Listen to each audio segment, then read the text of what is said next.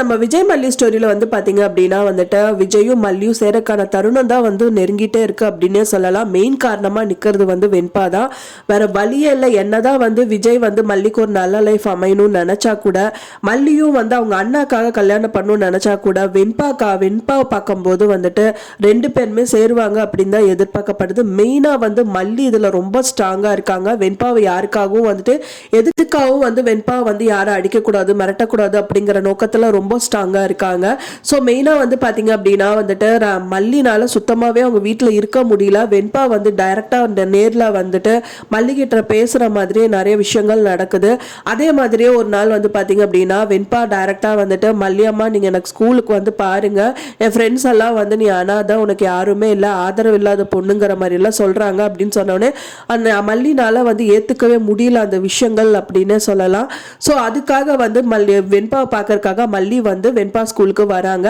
அதே டைம் பார்த்து தான் வந்து ரஞ்சிதா வந்து வெண்பா பார்க்க வந்திருக்காங்க. நல்ல விதமாக தான் பேசிட்டு இருக்காங்க. ஃபைனலாக வந்து பார்த்தீங்க அப்படின்னா அவங்க வந்துட்டு ஒரு விஷயங்கள், அதாவது வந்து ரஞ்சிதா வந்து அவங்க அப்பாவை கல்யாணம் பண்ண விஷயங்கள் பிடிக்கவே இல்லை அப்படிங்கறதுக்காக வந்துட்டு அவங்க வந்து ரொம்ப ஹார்ஷாக பேசிட்டு இருக்காங்க.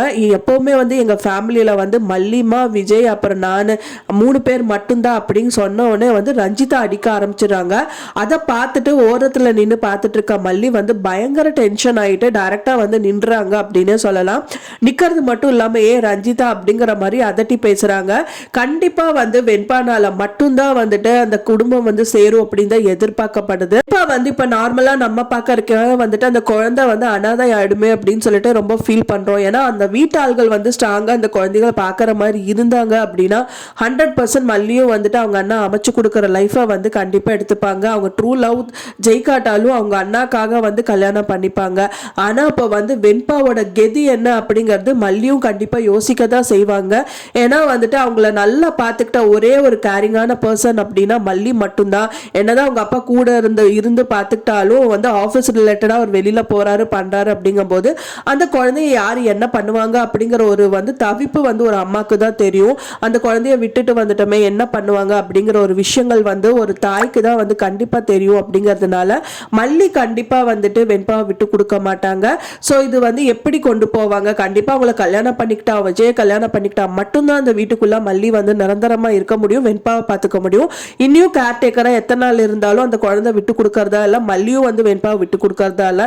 ஸோ அந்த மாதிரி ஸ்ட்ராங்கான அந்த பாண்டிங் வந்துட்டு நீடிக்கணும் அப்படின்னா வந்து 2 பேருமே கல்யாணம் பண்ணிக்கிட்டா மட்டும்தான் இதுக்கான ட்ரூ சொல்யூஷன் கிடைக்கும். ஸோ அது எவ்வளோ சீக்கிரம் முடியும் அப்படிங்கிறது தான் வந்து வெயிட் பண்ணி பார்க்கணும். என்னதான் வந்து விஜய் வந்து மல்லியை வெறுத்தா கூட வெண்பாக்காக மல்லி வந்துட்டு கண்டிப்பா வந்துட்டு அந்த குடும்பத்துக்கு போய் தான் ஆகணும். ஸோ கூடி விரைவில் அது நடக்கும் அப்படின்னு தான் எதிர்பார்க்கப்படுது. நீங்க என்ன நினைக்கிறீங்க அப்படின்னு சொல்லிட்டு உங்களோட கமெண்ட்ஸை வந்து எனக்கு மறக்காம வந்து ஷேர் பண்ணுங்க ஃப்ரெண்ட்ஸ். நான் சொன்ன தகவல் உங்களுக்கு பிடிச்சிருக்கும்னு நினைக்கிறேன் ஃப்ரெண்ட்ஸ். பிடிச்சிருந்தா மறக்காம லைக் பண்ணுங்க, ஷேர் பண்ணுங்க, கமெண்ட் பண்ணுங்க.